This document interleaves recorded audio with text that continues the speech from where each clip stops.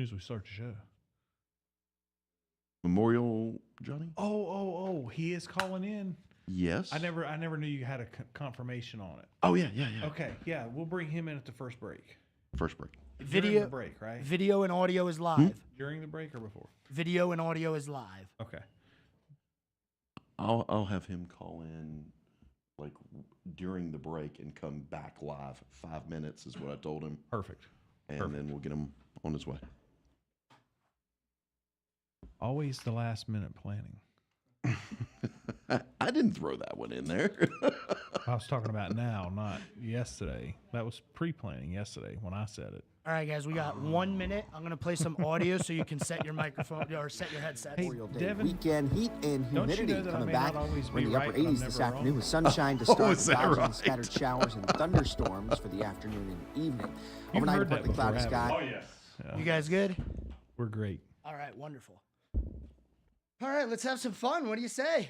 Let's do it. Let's do it. Is that a requirement? Yes, it is. Oh, okay. I have to check my rider.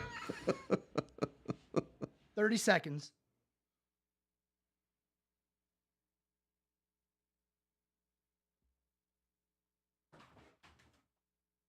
What was that noise?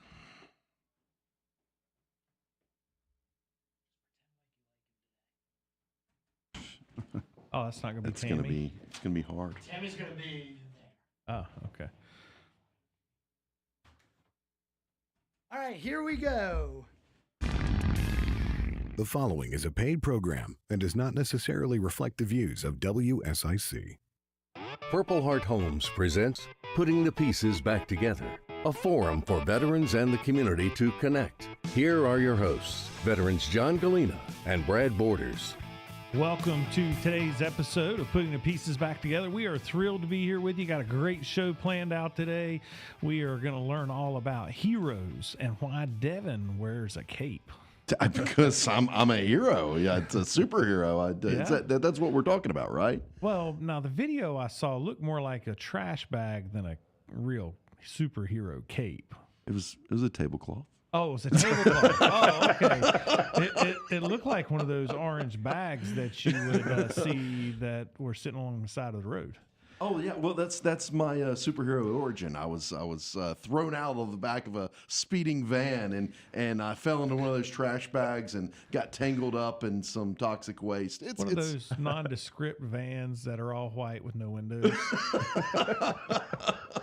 I don't think we can talk about that with our audience. Are you saying somebody kidnapped you and then threw you away? I mean, yeah. That's they took off the gag and it was over from there.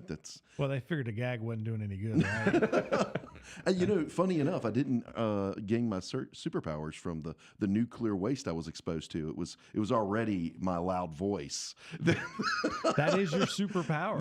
That's what subdues the criminals. They're like, please, just shut up.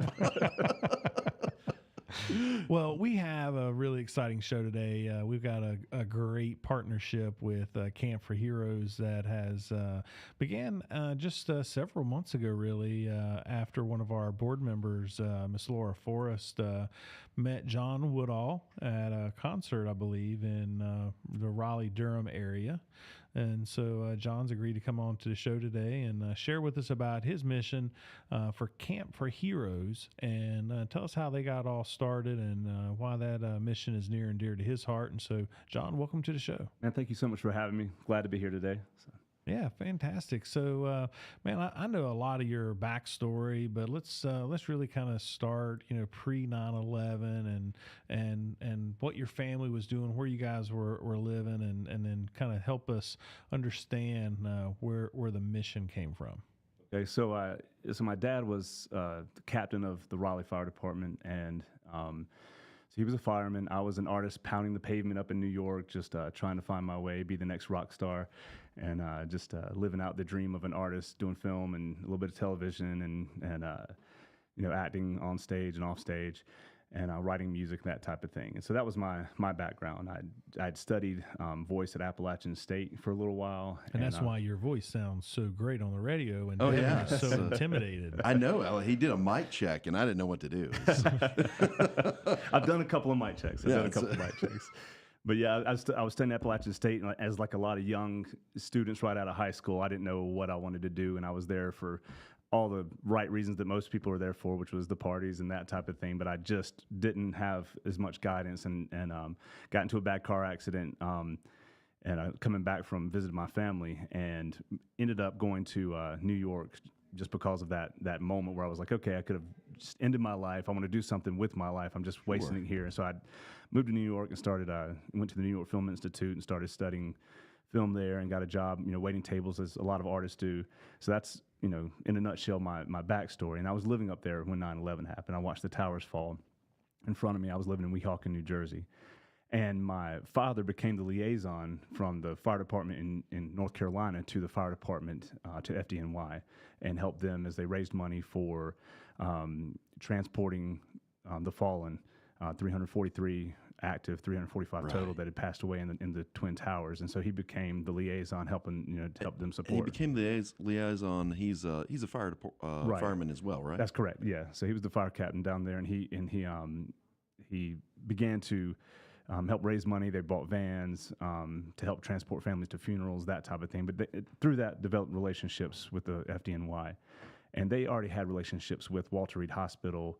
They had gone down there and they would visit people that were injured and that type of thing. And when the war started, that became a bigger project. And they allowed us to, I don't want to say tag along, but that's what I always felt like, because I was just, at the time, like I said, I was just a young guy trying to be a rock star, trying to be on film, do all those different things. And they were allowing me to tag along. And I'd go room to room, and I'd, at Walter Reed Hospital, and I'd play a song for them. John Voight would be there. Or, everybody knows Gary Sinise. He does so much work for veterans, but got to meet all these guys and was hanging out with all these amazing people, but starting to do something philanthropic. And that just became a really near and dear thing to my heart, to where, wanted to, do more like that.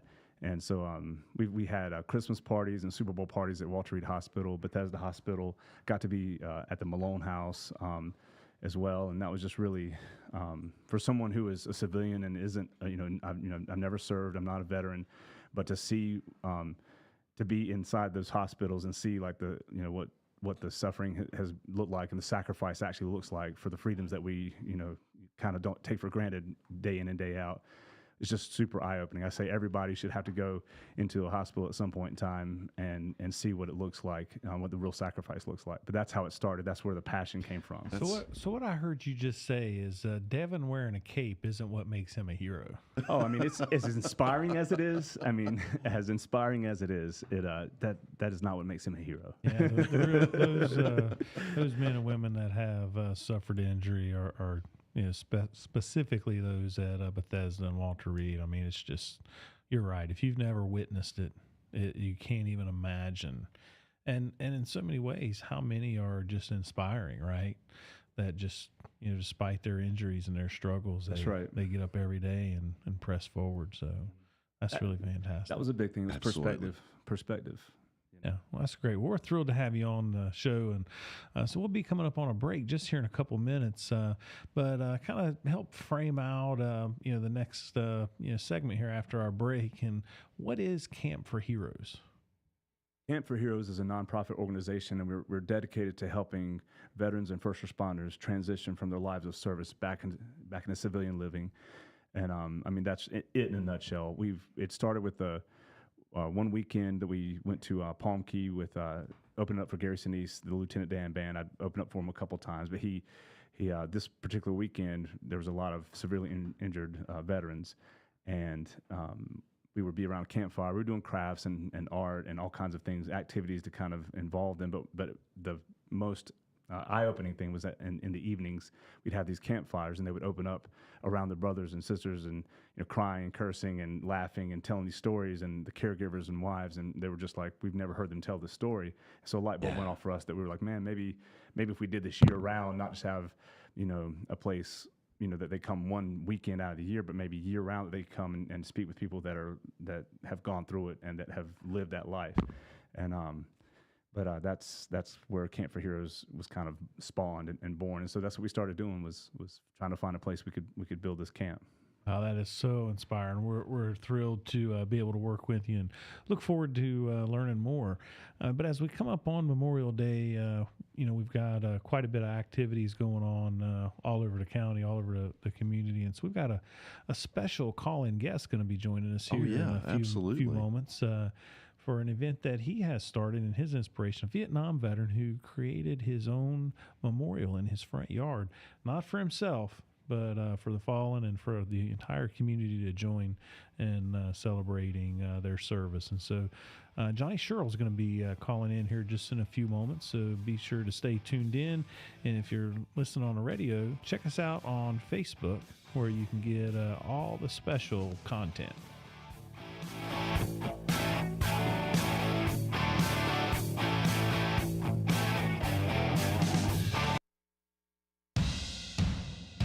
More Putting the Pieces Back Together with John Gallina and Brad Borders coming up on 105.9 100.7 WSIC. Perfect. All right. Hey, we're in the Facebook break. Oh, Johnny Sherrill is calling my my personal phone, not the radio phone. You'll be right back after these messages. Hey, I'm Brad. John, pleasure to meet you, Brad. Yeah, that's my wife, Tammy.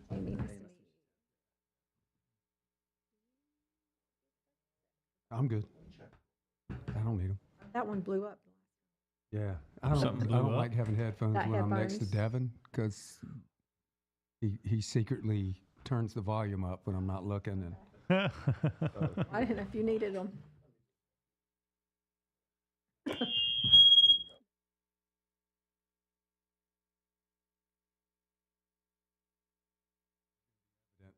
I lost all sound.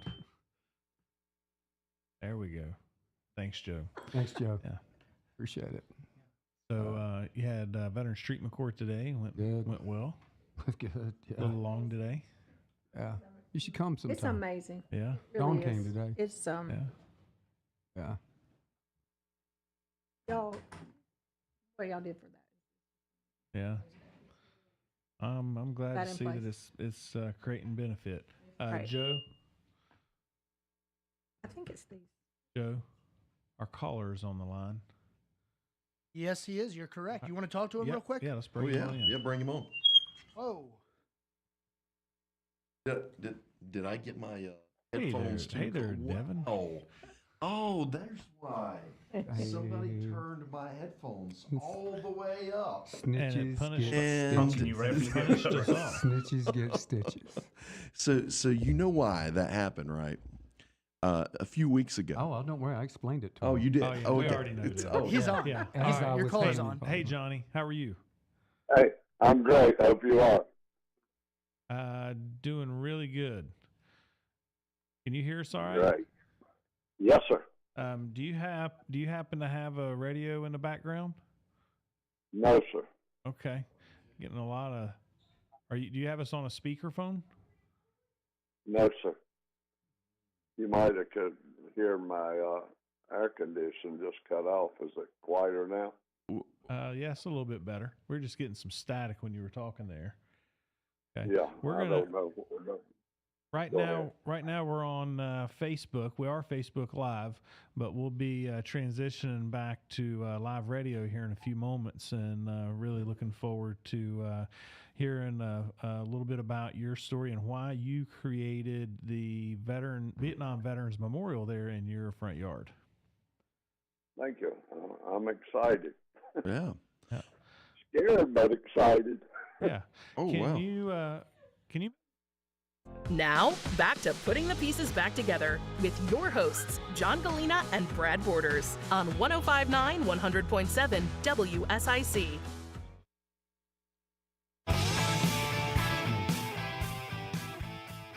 You're back in the show studio here, live with us, putting the pieces back together. We're putting Brad Borders on the spot, and he became speechless. Anything. Good afternoon, everybody. I see. I can't hear a thing. I can't hear a thing. I'm flashing gang signs to Ben Daniel's son outside the window. Also named Ben, I believe. That's Yeah. and Oh, go ahead. No. Did you learn about those gang signs in Veterans Treatment Court I today? did. Yeah. I learned about them a long time ago, John. Okay. Wait a minute. Was that the name of 80s rock band? My punk band in the 80s. I thought that might have gang signs. That's actually a good name for a punk band. Our guest in studio knows all about rock bands, and we've been enjoying hearing from John Woodall and some of his backstory.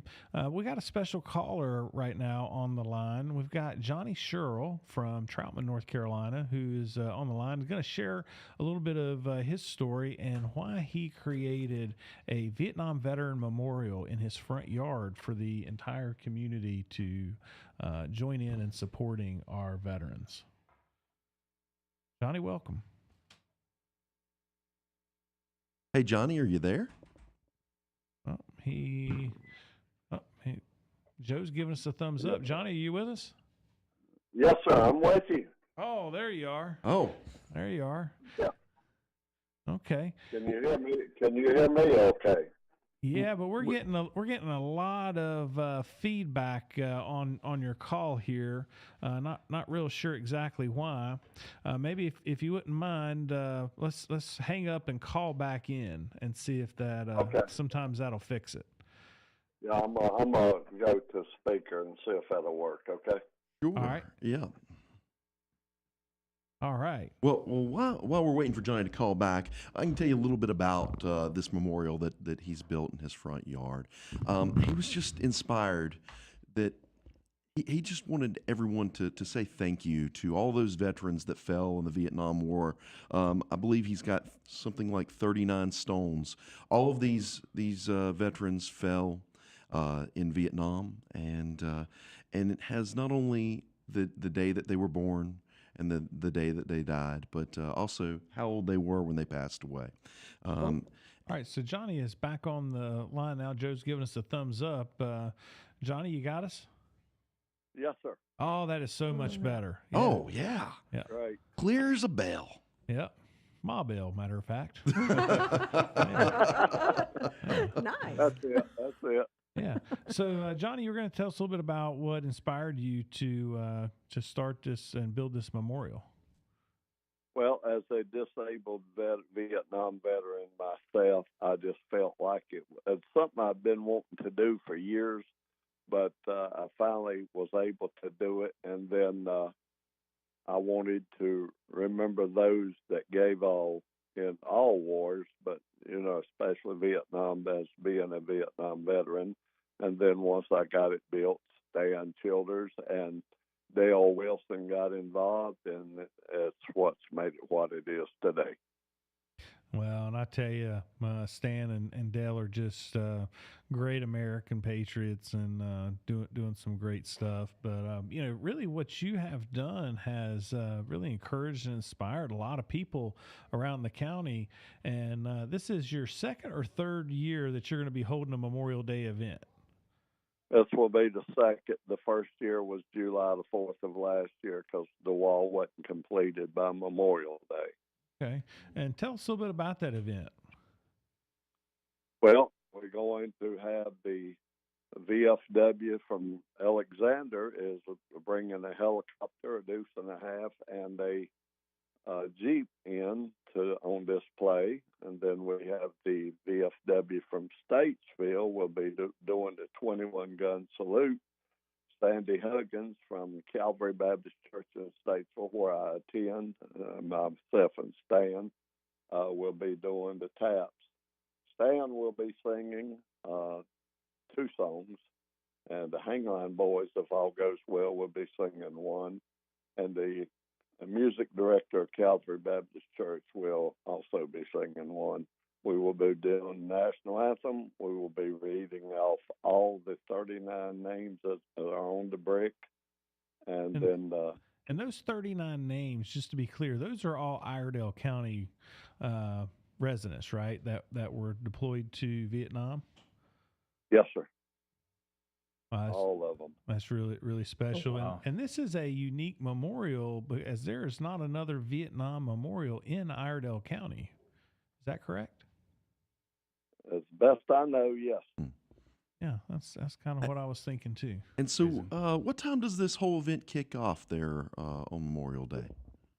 It will start at 10 o'clock, and we hope to be done by 12. But the VFW from Statesville does have a commitment earlier, so we have to wait on them before we can read the names and do the 21 gun salute. But hopefully be done by 12. And this has been funded, the construction and funding for this memorial wall has all been private. It's been you and a few of your friends. Is that correct? That's correct. Yeah. And what are your hopes to achieve with this for the community? I want everybody to acknowledge those that gave all for our freedom in America. If nothing else comes out of it, I want respect for them, because I've got 6 out there that I knew personally, and once the names are read off, there's one 38 years old. The rest of them are 19 and 20 years old. And that's the thing that we don't think about, is that most of the people that fight for our freedom, they're all kids. They're fresh out of high school, and those who gave their lives are just young men and women that put everything on the line so that we could continue to enjoy this great experiment in democracy. And we want to thank you so much, Johnny, for putting up this memorial and hosting this event. That's going to be at 158 Oswald Amity Road in Statesville, North Carolina at 10 a.m. on Memorial. Oh, excuse me. Troutman, North Carolina, on Memorial Day. If y'all get a chance, stop by. And also, while this is all privately funded, he will be accepting donations. There'll be a bucket out there. Please, if it's in your heart, give to help maintain this beautiful memorial. Thank you so much, Johnny, for being on the show with us today. And thank you for your service too, Johnny. Yes, sir. Thank you for letting me talk. All right. So, John, this really is great timing to have you on the show, and just what your experiences have been. And so you were sharing a little bit about, your time there at the hospitals and visiting the wounded warriors that are, coming home after 9/11, and those certainly how you were impacted from being in New York City when the towers fell. When did the light bulb go off, if you will, that you would start a charity yourself and start serving veterans? I mean, as far as starting the charity, as far as the camp goes, I mean, we started in 2016. That was about eight years ago. When it truly, I mean, though 9/11 is 20 years ago. I mean, we had worked with veterans. We had done we'd done the Super Bowl parties. We had done the Christmas parties, where we'd bring baskets and presents for the kids and for the veterans there as well. But it was really that event that I mentioned before, to where we're gathered around the campfire. It's an organic setting. It's not 4 walls and a shrink. It's just an open area that they can be open and honest about, feel safe. And but we started the process of finding the place about 2015, became a nonprofit officially in 2016, and then from there, I mean, we literally, my dad, and I always say it's a generational thing. Like my sons, my grandfather, you met him the day you went down there, I believe, and a couple of days before his birthday, if I remember. That's right, 89 years young. 89 years. Oh wow! Sorry, I keep hitting the table. 89 years young, but yeah, he still rides around and cracks the whip on us all, So, but yeah, we were the 4 of us, my son, myself, my father, and grandfather were digging dirt for the first foundations for the first cabin that we built out there. It's 3 generations out there. Yeah, 4. Yeah. Oh wow. Yeah, 4 of us out there. So it was pretty. That's really cool. Now, ministry is not new to you, right? While you might have been working to be a rock and roll artist, you're also a music ministry, contemporary music ministry. Yes, I'm a contemporary worship director at Matthews United Methodist Church, and love that. I feel like it was definitely a calling. It was definitely a godsend at a time. I'd been doing hundreds of shows a year as air quote rock star, but I in the secular world, but then just felt called to take it into the church, and it was like drinking from a fire hydrant, trying to learn all the contemporary worship material and learn all the songs. But it's been a wonderful blessing in my life, and something that has helped me to gather more relationships to help further other missions, and so I love that. Actually, we have a group of youth that are going down there in just a week or two to on a mission trip. They'll be working in Lumberton, but they're going to come and they'll do a service in the chapel, and we'll do some networking with them and a community work with them as well. And we try to do outreach, even though we work with veterans, that is our mission. We try to help do things in the community as well to kind of build a community around us, and just with all the hurricanes and things that have come through that area, because we're located down in Fairmont, it's been.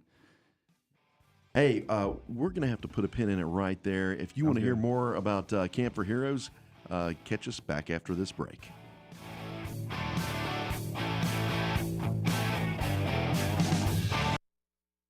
We'll be back with more of Putting the Pieces Back Together with your hosts, John Gallina and Brad Borders, after this short break on 105.9, 100.7 WSIC. See him. Yeah. No, see. I'm listening, but I didn't hear the cues. That was my bad. Yeah, Joe's like John Cena over here. I don't. I was watching you. Yeah. You're doing awesome, Joe. You're doing awesome, Joe. Good job, Joe. So for those of you who don't know, Joe is our very talented producer, and he's keeping us going, and he has to deal with all of our shenanigans, which is quite a bit. You think that the shenanigans that we have on air is bad. You should see the real life ones. My favorite shenanigan is watching you in a kayak. I think I've shown the video of you kayak fishing training to more people than any other video that you have made yet. Is that right? It's by far my favorite. I think my favorite part, and I was actually a little jealous, was Brad getting to throw the bucket of cold water on you. Oh, God. Well, fun fact is Brad was trying to be kind to me at first, and he hit me with a warm bucket of water. Oh. And the audience that we had was... But that was take one, and take two. Here's how it happened.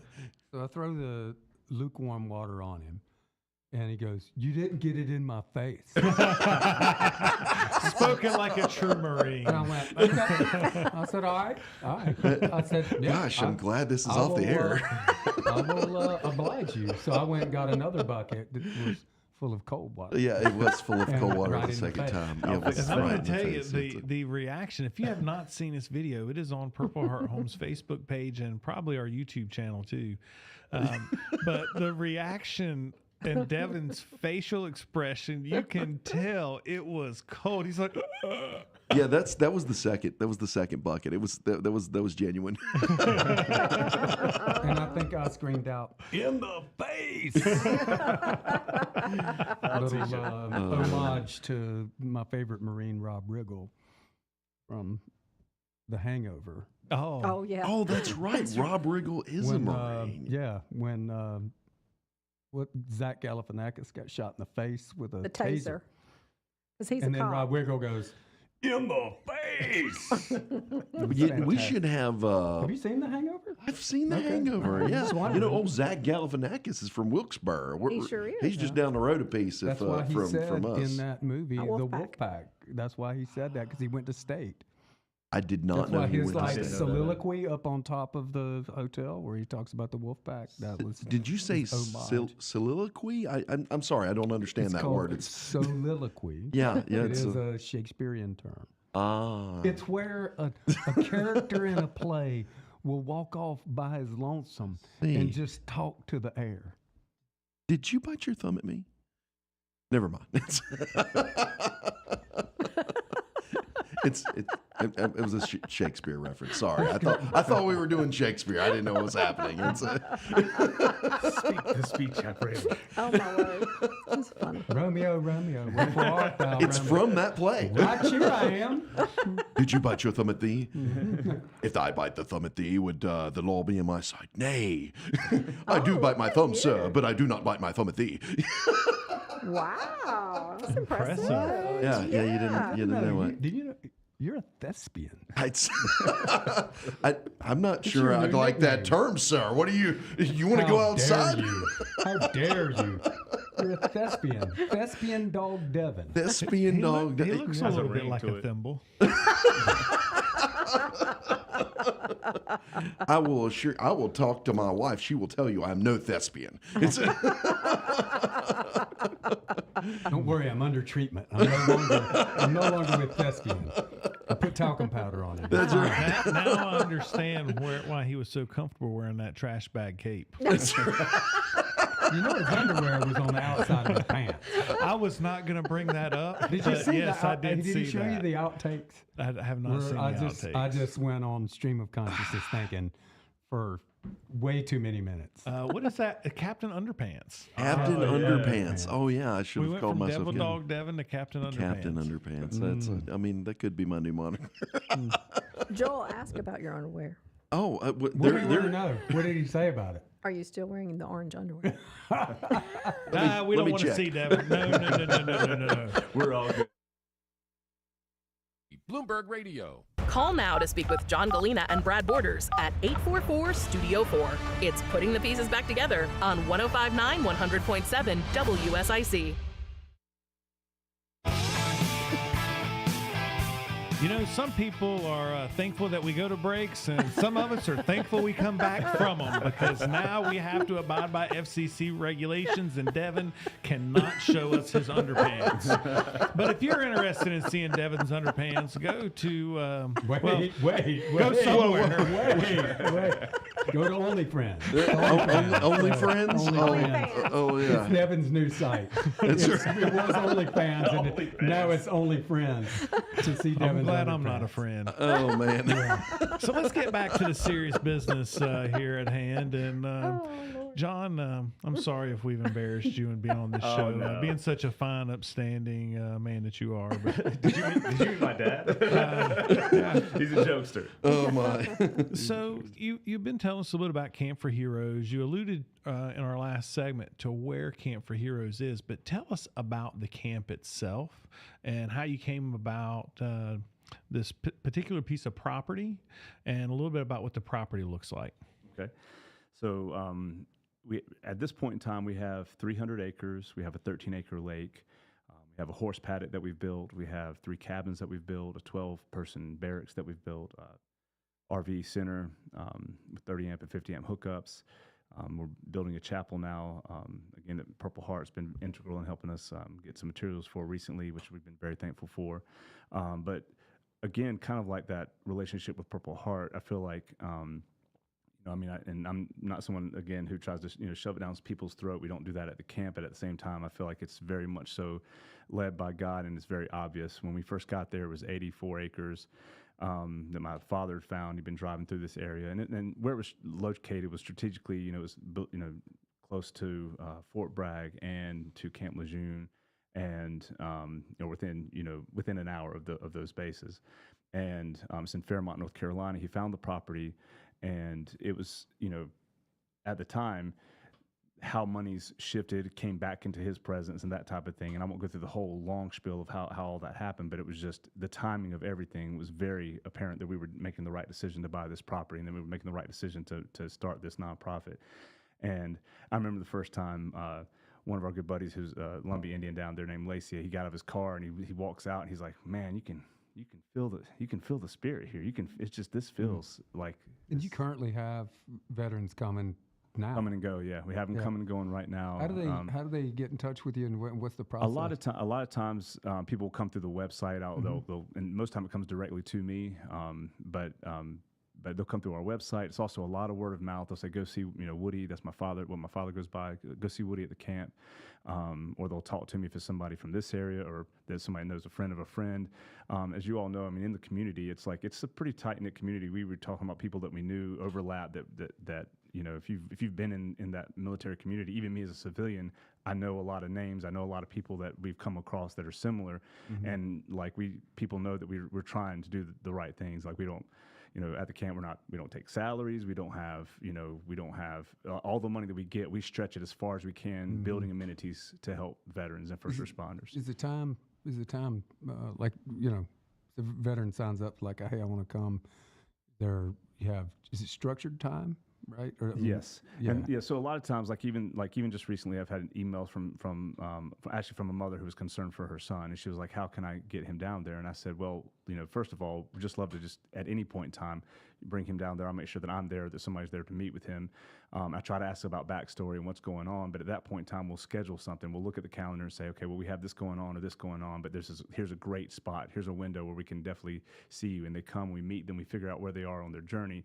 And not, my father and I, nor anybody there pretends to be like, the therapist, or pretends to be like something that we're not. We're just an open heart trying to figure out what's wrong and how we can help. And through the 20 years that we have worked with various organizations, whether it's, we've sent people to Brain Wellness that's all the way up in DC, has nothing to do with like on-site camp, but we've made that relationship. So we'll go and send them to Brain Wellness to like help with TBI, traumatic brain injuries and the headaches that they may be having, or sleeplessness and that type of thing, or maybe family counseling. So we'll bring somebody in to talk to them, about the dynamics of their family, and we might do that on site, or if it's easier for them, we might do it in their area with somebody that we vetted.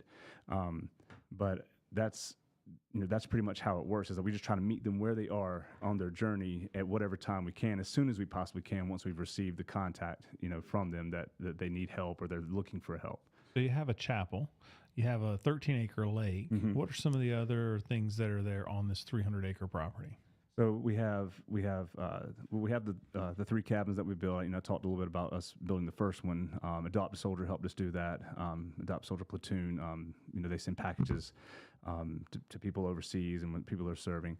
But they helped us build the first cabin and raise money for that. We've got the 12-person barracks as well, the RV center. We're working on a memorial garden right now, which we've got a beautiful statue of an angel taking a fireman and a police officer, up like it's coming from, the rubble of the towers. And everything in this memorial is a 9/11 memorial. But when you walk out of the back of it, like 22 feet, I was telling Devin earlier, 22 feet to represent the 22 suicides a day. There's a bell that families can ring for the loved ones that they lost. And we'll be building, walls inside of this memorial garden that represent each war, from as far back as you can go to current, with people's names that they've lost. And so we're working on that. That's one of the projects we're working on right now. Again, we're of course working with Purple Heart Homes, working with you all on getting 5 tiny homes there, so we can help with transitioning homeless veterans as well, and people that are making transitions into back into the civilian living, and helping them get on their feet there. So we're super excited about that next project as well. You got a horse barn. We got a horse paddock as well. We do equine therapy, and again, my father and I helped with the help of Lacey, the guy I mentioned, the Indian down there who poured the concrete for us. He's a concrete guy. And my dad and I built that as well, and my sister's involved. She's really into horses and helps us out. And my brother-in-law is an Army veteran, so it's always just a big family down there, constantly working on getting the amenities going full. And I don't recall, but I believe you had told me before you got a relationship with the VA that's close by as well. Is that right? So my father's been working on developing the relationship with the VA down there for sure, absolutely. It's something that we're, again, with that community development that we're trying to do, is to try to involve people that are local and get them involved. Also, this year has been, I know I mentioned it to you earlier, John, but it's been a year. Like my word when we started out the year was action, and so we did a unity event, unity dinner. Celebrating the diversity of the military. We did that in February. We did a women's event celebrating the women of the military in March, and we've done like a drone workshops. We do blacksmithing, that type of thing. And so we have a blacksmith from Germany across the way. He's we can call him the crazy German, but we love Oliver, and he's a really awesome guy. But he takes the railroad spikes and he takes the veterans. They'll make a knife out of the railroad spikes, and so we do all kinds of activities with them to just kind of get them out in nature and get them thinking about other things, and just showing them as much love and support as we possibly can along the way. And that's really cool. Tell us a little bit about some of the events that you've had there. I believe you had a concert last year. Is that right? Yeah, so we do our biggest event, and this year it's the weekend of November the 2nd. Last year it was November the 11th. But we this year we're doing November the 2nd. It's called Hero Fest, and it's our biggest fundraiser, but it's also our biggest showcase of like, here's one of our veterans that came through our program is actually preparing all the food, and so they come through and they see what he's doing, and he's actually developed this amazing business himself, but they see the people who've come through and what they're doing outside the camp now, and how they're successful and what they've gone through. So but here at Fest we have musicians all day. We have the guys jumping out of the planes with the flags. We have music, food. It's just a fun event, family friendly, blow up houses, all that kind of stuff, and we invite everybody onto the camp to see it. You didn't have Limp Bizkit performance. No. Maybe next year. But John himself might perform. And we can hear a little bit more about that after we come back from these messages from our lovely sponsors.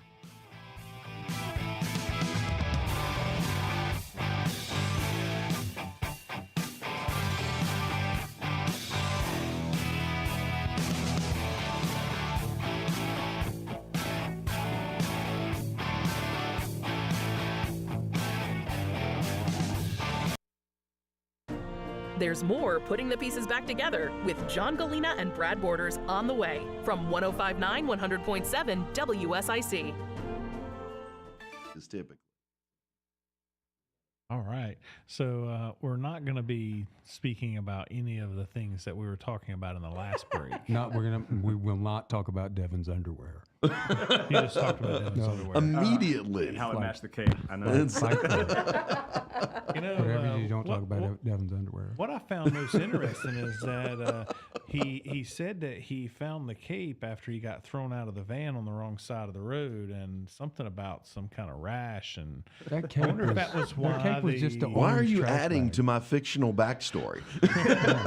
Something about free candy or So Devin, every hero has a backstory. Like there's some point of tragedy that defines the hero and creates this persona. Tragedy.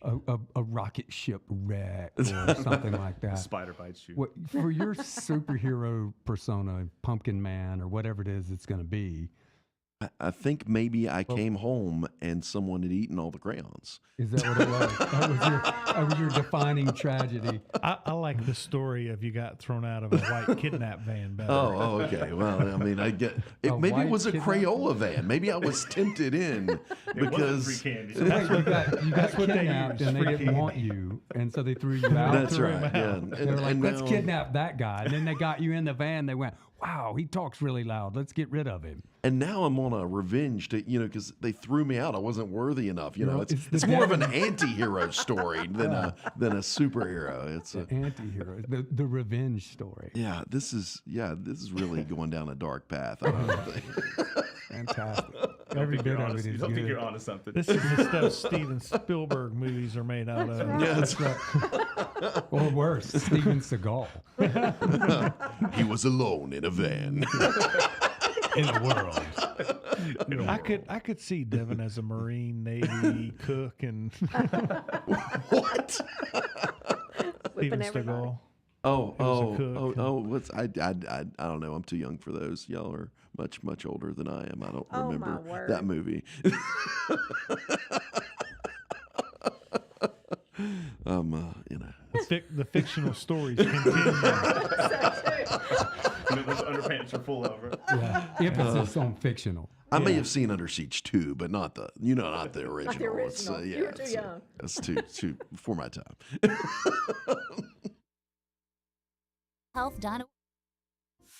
Now, more Putting the Pieces Back Together with John Gallina and Brad Borders on 105.9 100.7 WSIC.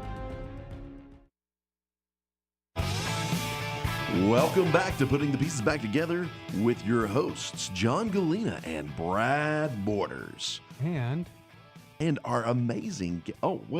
and Miss Giggles in studio. Yeah. And talking about you. And Devil Dog Devin. I guess I have to announce that I am here as well. I thought that everybody just knew my voice and well, after that last break, they now think your name's Captain Underpants. Captain Underpants. And if you want to know what they're talking about with Captain Underpants, you can catch all of our breaks by going back to Facebook and YouTube and wherever you get your social media. Yeah. Not that you would want to. But let's get back We're to sorry. Yeah, that was. Let's get back to our guest from Camp4Heroes, John Woodall. So you were just talking to us about this concert that you have at Camp4Heroes With Limp Bizkit. With no Limp Bizkit. Gary Sinise. Gary Sinise. Yeah. Also, Gary Sinise, when we've done the concerts with him, it's usually been at the Citadel, or it's been in like the South Charleston Coliseum, or it's been like that. So the Hero Fest is more like I usually invite. It'll usually be a group of veterans like that have a band, or it'll be somebody who again supports veterans or has a parent who's involved. So we'll get all kinds of various musicians and all kinds of genres, from metal to country, rock, whatever, folk, and so we'll have music throughout the day, starting in the middle of the day. But truthfully, what it is to get people onto the property and to tour it, to see to see the 13-acre lake, to see the chapel, to see the work that's being done, to see where, like when they make the donation, where's the money going, what's happening, on site.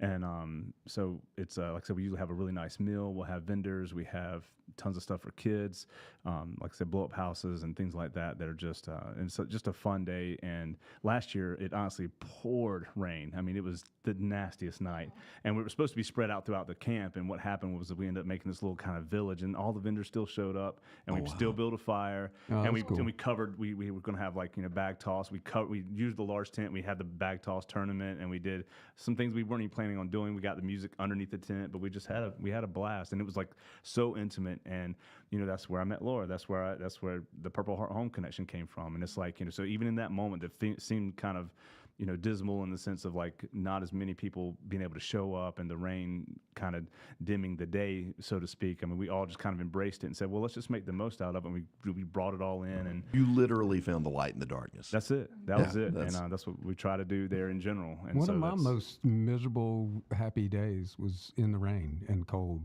and miserable and memorable.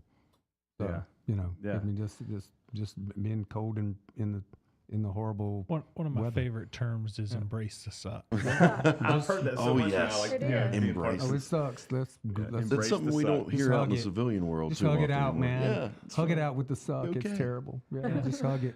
Yeah. So we connected through one of our board members, and I want to use that as a little bit of a segue. What are some of the challenges that you have faced along this journey of developing the camp, and how are ways that people can get involved? Sure. I mean, I think one of the biggest things, we are located in Fairmont, North Carolina. We're just below Lumberton. It is probably one of the most depressed areas if not the country, and at least in North Carolina. But it's a very depressed area. So I mean, just that in itself. You don't find as many people with skilled labor. You don't find as much, in the way of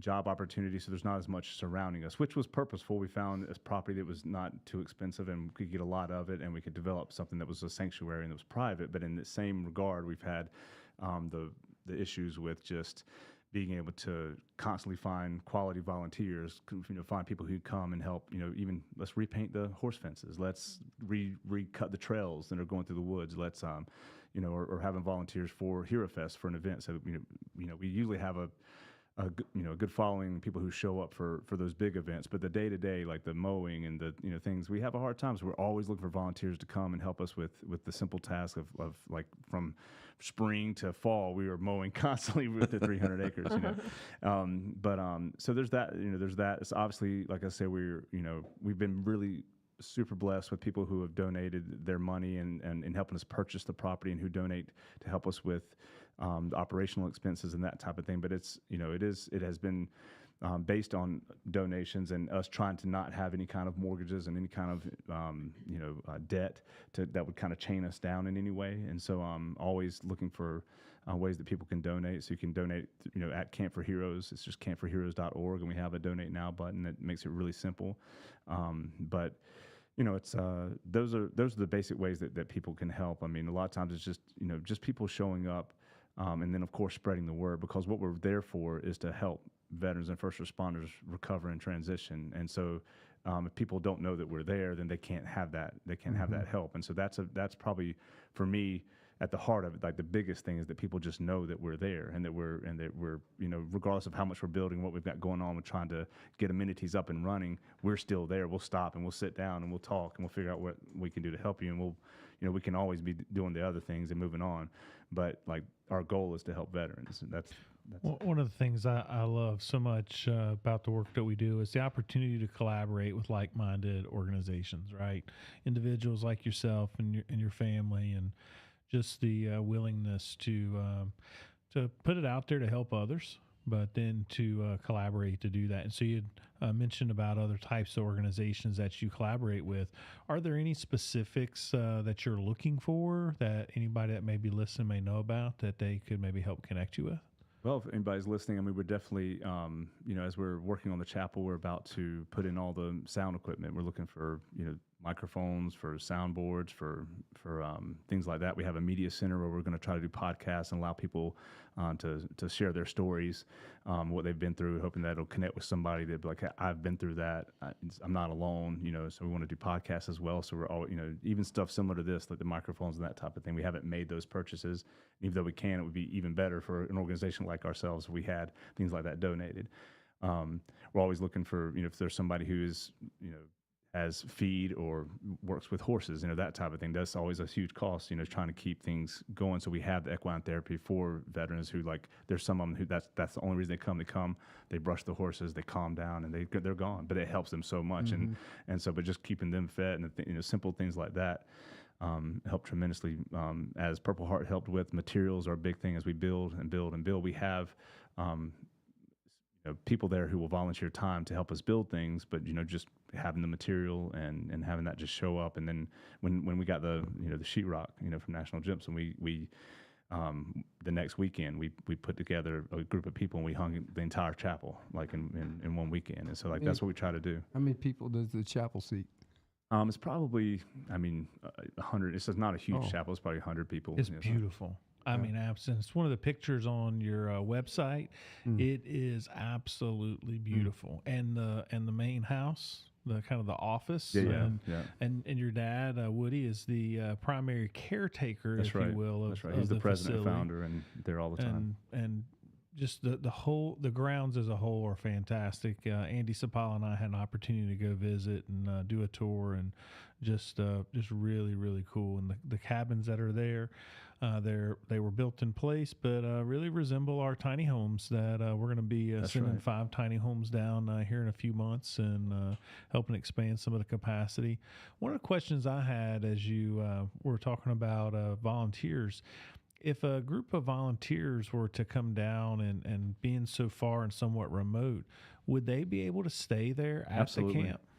Absolutely. So, and we also have the motto, like, work hard, play hard type thing. Like, people will like, hey, can we go fishing? I'm like, yeah, you can fish for a day if you work for a day, and so like, and we've been burned on that where people fish for a day and we never see them again. So you got to get the work first. We have to reverse it. You learn from your mistakes, but we have had people who have come and just fished and left, but truthfully, like, if somebody wants to come and volunteer and like I said, open up their skill set and their hearts to helping us further the mission, would love to have them come down and stay with us. Like I said, we've got the 12-person barrack that we can, that sleeps 12, so we have groups come down from my church. Like I said, we'll have the youth group coming down there in a couple of weeks. We have EY2S, it's Empowering Youth to Serve. They come for the summer, and a lot of them, like 80% of them, are veterans' children. They come down, they help in the community, and they help around the camp, and they build, help us build things and keep things clean, and but also they connect with the veterans, and so then it's teaching the younger generation, which I think is so super important in this day and time, like people that haven't learned about the respect, they haven't learned about what they need to, like what really takes to have a country that is worth fighting for, and that is free, and so we try to just educate them constantly of that. So that is awesome. Yeah, Brad, as we come up on Memorial Day, you got any words of encouragement for our listeners? Well, Memorial Day is a trigger for a lot of veterans, and I always get have a lot of names and faces going through my head at Memorial Day, and it can be a really, a lot of people look at Memorial Day as the beginning of summer. A lot of veterans don't look at Memorial Day like that at all, and so I always try to do something meaningful on Memorial Day. So Monday, my wife and I are going to go to a 5K ruck in Mooresville in support of Richard's Coffee Shop with a lot of other people, and we're probably going to carry a flag and something. I'll carry things that are meaningful to me that I remember my friends, and so yeah, that's what I'm going to do. So I would encourage everybody to have a meaningful Memorial Day. Do something special, and and remember well. So we don't live in the past, but we certainly don't forget it. And if you'd like to learn more about how you can get involved with Purple Heart Homes, please check out our website, phhusa.org, and be sure to also check out Camp4Heroes and how you can support our amazing guest, John Woodall, and his charity, and be able to make a meaningful impact for the veteran community. Thank you so much. Thanks for listening to us today. You've been listening to Putting the Pieces Back Together, brought to you by Purple Heart Homes. Please consider making a donation to this worthwhile cause dedicated to improving the lives of veterans one home at a time by visiting purplehearthomesusa.org. Join us again next Thursday at 3 p.m. for Putting the Pieces Back Together on WSIC News Talk Now.